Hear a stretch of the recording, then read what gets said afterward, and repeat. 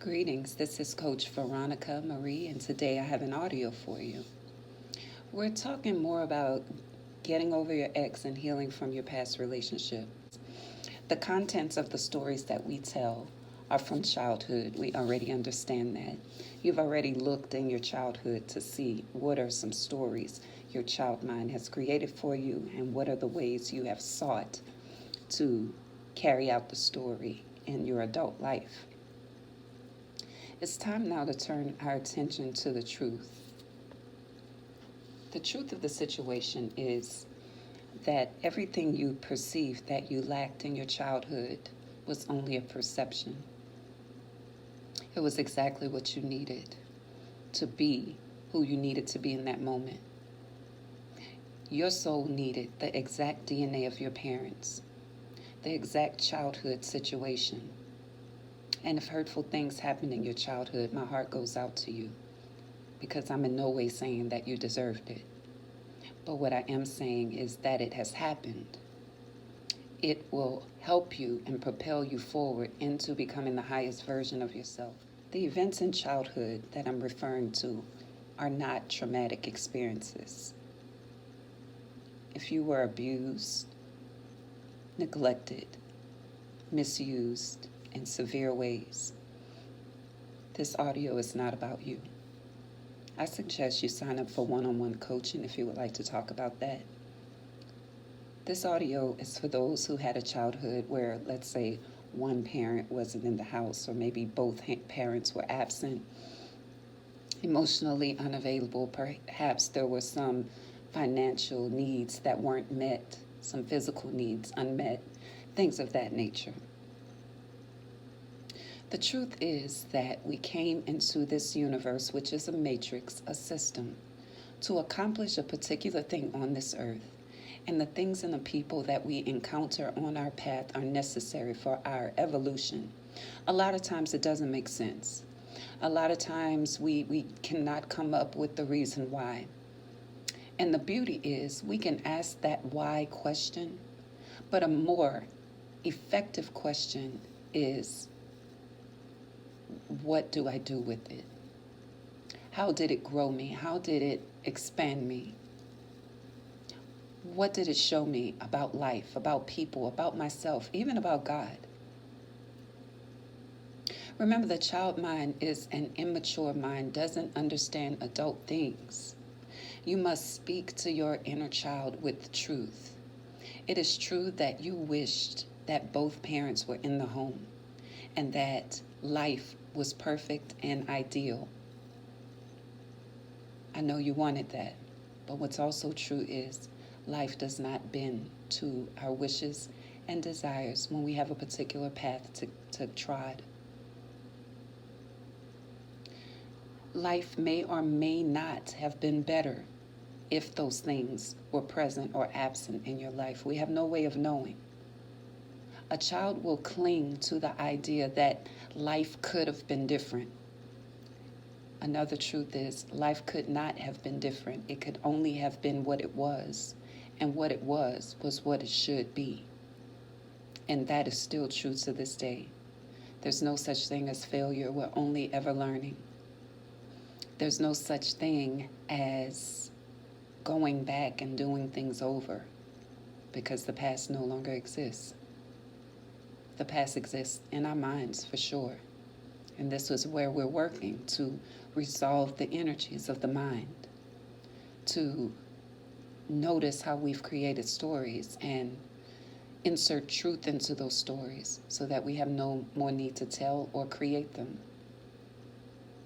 You were attracted to your ex because of his or her persona, because of the ways that he or she completed your childhood stories. But when there's no more childhood story to tell, then the role that your ex played is no longer relevant. You see, as long as you hold on to the stories, the role that your ex played in your stories will keep your emotion and connection alive. What I suggest is that you insert universal truth as much as possible. Notice where your child mind may have been taking in information and creating from incomplete information. Insert truth. Let's give an example. Let's say you wanted both of your parents to be in the home, because most children want that. They want a family.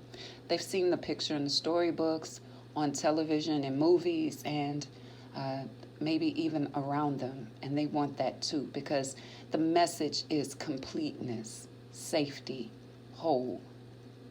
When one parent is missing, the child feels that he or she is missing something. He or she may not be missing anything, but the child feels that he or she is. And so the child tells a story. If my mom was here, my life would be different. I wouldn't have to do this and I wouldn't have to do that. I wish that my mom was here. My mom isn't here. The inner child stays and grows as you grow. And as an adult, you still have that same picture in your head. Life is better with mom and dad in the same home. You will attract people who demonstrate energies like your desires or the opposite of your desires. You will then try to create a home that includes mom and dad, even though the relationship is tumultuous and dysfunctional. You'll be determined to fix it because your child mind cannot conceive of the idea of re-experiencing the lack of one parent in the home.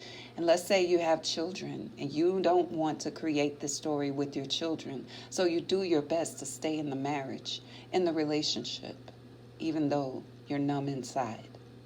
And then one day you realize you can no longer live that way. It becomes a matter of life and death for a lot of people. This is normal. These are the ways that our stories help us to create relationships and situations that are not beneficial to us.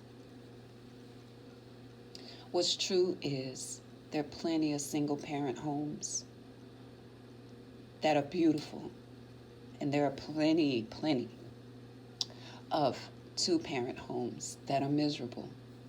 One never knows what's better and what isn't. Everything is as it should be in every moment. You can talk to your inner child, you can write letters, you can come up with examples of truth. Over time, as you practice these new thoughts and new ideas, the old stories will pass away. And with the passing away of the stories is the passing away of the bond. Some people call it a soul tie with your ex. This is a daily work until all of your inner energies are resolved.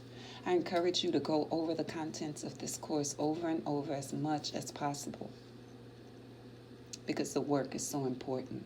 The result is freedom to create a reality free of childhood stories, but stories we can create from our deepest innermost self, our soul.